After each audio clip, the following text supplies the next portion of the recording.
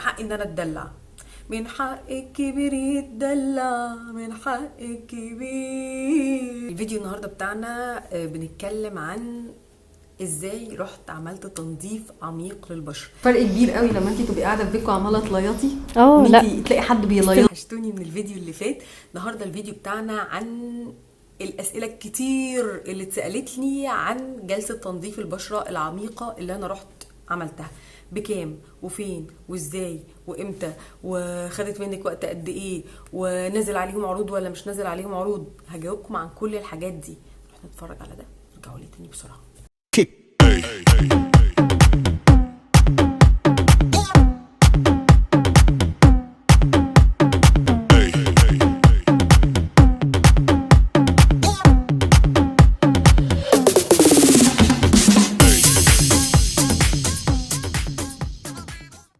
اولا عايزه اتكلم عن المكان بجد من انظف الاماكن اللي انا دخلتها، وعاملين عروض تحفه تحفه تحفه لاخر شهر ديسمبر.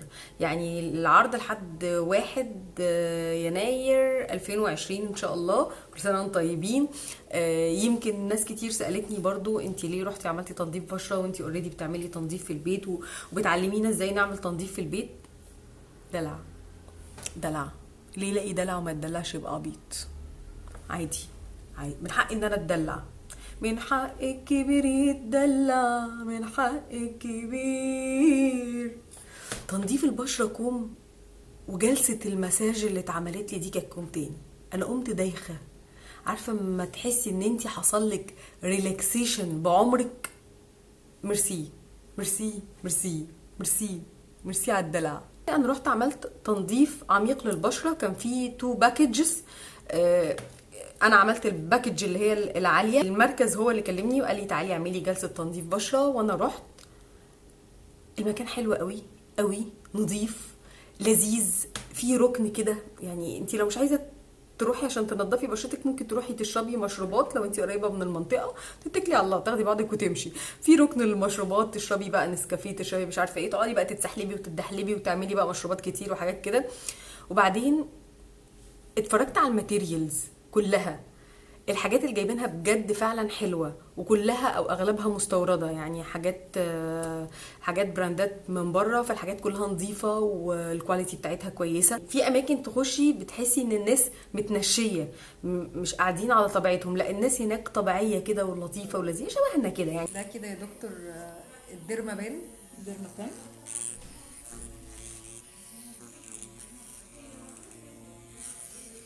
المفروض ان انا حاطه كده في وشي كريم الاول وغسلناه. كريم مخدر.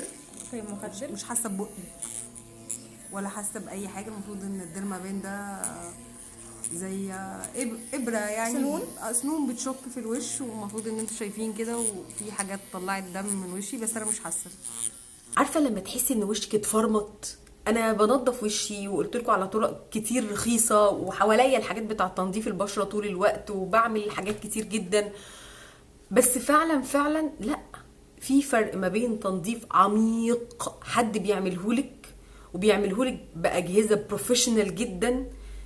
عمر ما هتبقى. يعني انا طبعا قلت لك ازاي تطلعي الحاجات من النوز، وازاي تطلعي البثور السوداء، وازاي تطلعي الدهون، وهي فعلا افكتيف، وبتحسي ان وشك اتنفس. ولو انت فعلا ما معكيش امكانيات ولا تعقدي نفسك اي حاجه، اقعدي في بيتكم معززه مكرمه، حله الميه السخنه، اتفرجي على الفيديو بتاع تنظيف البشره اللي هيطلع لك فوق دلوقتي واعمليه، ما عندكيش اي مشكله. بس التاني ده بجد بتحسي ان هو مور بروفيشنال، مع حبه دلع بقى. يعني انت فاهمه، تحسي ان انت محتاجه تدلعي. وانا كنت على نهايه السنه فعلا محتاجه الدلع ده. يعني اعمل اكليريك، اروح اعمل تنظيف بشره. بتحسي ان انت بصي بقى السنه خلصت كده. هو فعلا عمل لي كده. يعني اللي هو عارفه، اعملي ريلاكسيشن بقى، تتعبيش نفسك وما ترهقيش نفسك في كحت وبرد وبتاع. وبعدين انا بصراحه كنت شايفه ان الباكج اللي هم مقدمينها مش غاليه. يعني لو انا بعد شهرين مثلا تعب ومش عارفه ايه، هروح اعمل حاجه ريلاكسيشن ب 200 جنيه، اللي هو ويتش مثلا كل يوم كل يوم احوش لي 2 جنيه 3 جنيه. بعدين بيحطوا فعلا حاجات كتير بروفيشنال، يعني الماسك اللي بيقعد ينور عشان يعمل ريفريش لحاجات في وشك، والحاجات اللي هي بتنشط الكولاجين في بشرتك، والماسكات الكتير. يعني تكلفة ال 200 جنيه طلعت في ماسكات كتير قوي اتعملت لي. يعني دي ماسكات كتير بتاع 7 8 9 يمكن ماسكات، اللي تحت العينين وواحد للبشرة ويتشال، وسكراب للبشرة ويتشال، سكراب تاني عشان فيه حبيبات الدهب ويتشال. حاجات كتير كتير كتير، فتحسي ان هو متكلف مش رخيص. فبصراحة لو حد بيسألني او عاوز يعمل تنظيف بشرة عميق، عاوز يتدلع على اخر السنة، عاوز يتدلع قبل راس السنة كده ويخش السنة الجديدة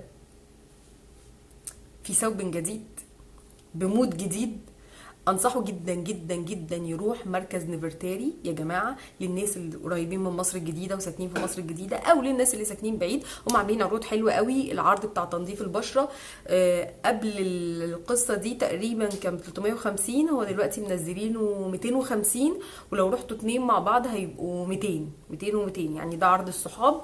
هكتب لكم اللينك، كاتبين فيه كل العروض بتاعتهم. عاملين عروض وباكجز حلوه قوي قوي، ارخص سعر نبضة ليزر عندهم.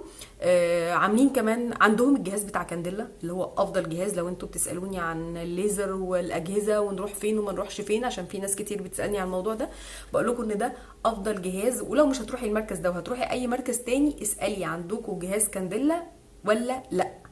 كانديلا جنتل برو تقريبا ده الاسم الكامل للجهاز.